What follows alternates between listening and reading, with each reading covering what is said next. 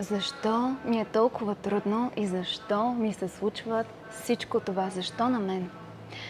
Сега ще ти разкрия една тайна и тя е, че нашият живот в голяма степен той е обусловен от нещата, които са били преди нас.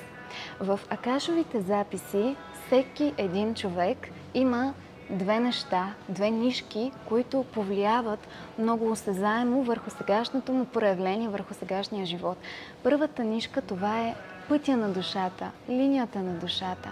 Това са изборите, които твоята душа е правила преди, уроците, които е усвоила, добродетелите и всичко това, което е заложила като план, като чертеж, като структура, да научиш тук, сега в този ти живот.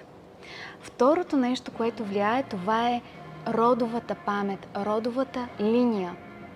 И най-интересното нещо е, че много пъти ми споделяте и съм чувала, и това е много силно като разпространено, като информация, че заради рода нещо се случва.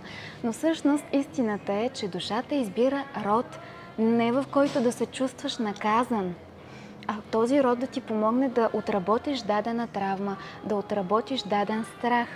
Например, ако имаш инкарнация, в която си се удавил, нормално е да отидеш в род, в който има също такива хора, които са починали по време на плуване. И сега, в този живот, да усещаш голям страх от водата. Аз бях по абсолютно същия начин, докато разбера защо имам този панически страх към това да плувам.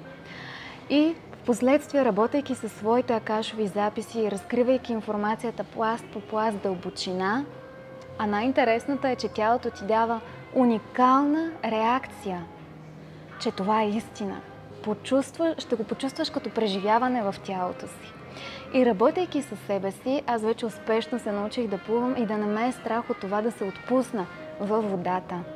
Ако ти е интересна тази тема, последвай ме за още и ела на лична консултация заедно с мен. Ела в моята група за растеж и развитие заедно с мен, Маргарита Жекова.